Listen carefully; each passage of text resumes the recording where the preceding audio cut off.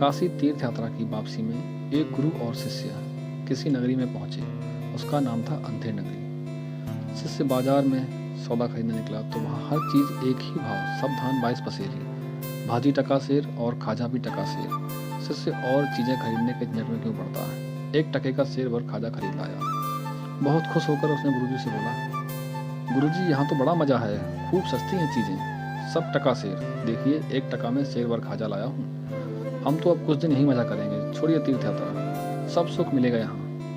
गुरु समझदार थे, बोले बच्चा इसका नाम ही अंधेर नगरी है, यहाँ रहना ठीक नहीं है, जल्दी बाहर निकलना चाहिए यहाँ से। वैसे भी साधु का एक ठिकाने पर जमना अच्छा नहीं है। कहा है साधु रमता भला, पानी बहता भला। पर शिष्य को गुरु की बात समझ नहीं आई। बोला अपने तो राम यहाँ कुछ दिन जरूर रहेंगे। गुरु को शिष्य को अकेला छोड़कर जाना उचित नहीं लगा।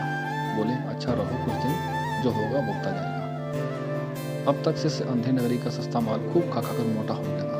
उन्हीं दिनों एक खूनी को फांसी की सजा हुई, पर वह अपराधी बहुत दुबला पतला था। फांसी के फंदा उसके गले में ढीला था। इस समस्या से निजात पाने के लिए राजा ने कहा, जिसकी गर्दन मोटी है उसे ही फांसी लगा दो।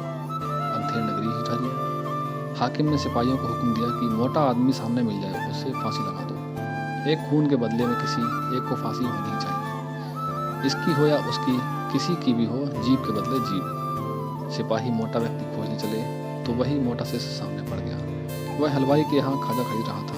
सिपाही उसे ही पकड़ कर ले आए। गुरु को खबर लगी, वह दौड़े आए। सब बातें लोगों को मालूम थी। एक बार उनके मन में आया कि इसकी बेवकूफ़ी का फल भुगतने दें, पर गुरु का हृदय बड़ा दारू था। सोचा जीता रहेगा तो आगे समझ जाएगा। सिपाहियों के पास जाकर बोले, इस वक्त फांसी चढ़ने का हक तो मेरा है, इसका नहीं। क्यों? इस वक्त कुछ घंटों में मुहूर्त में फांसी चढ़ने वाला सीधा स्वर्ग जाएगा।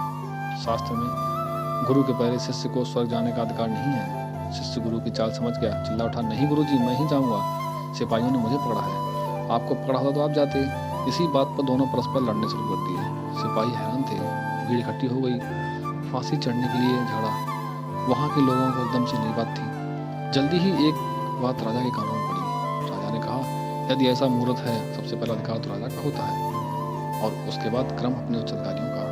गुरु शिष्य चिल्लाए, साधु के रहते स्वर्ग में जाने का अधिकार किसी का नहीं।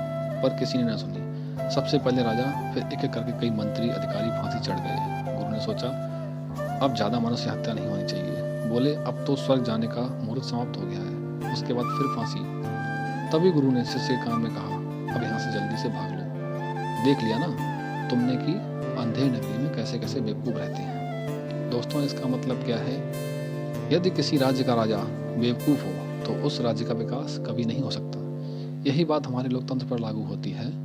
यदि हमारे देश का जो राजा है, चाहे राष्ट्रपति हो, प्रधानमंत्री हो, अगर समझदार नहीं है तो हमारे देश का विकास कदापि संभव नहीं है। दोस्तों कहानी कैसी लगी?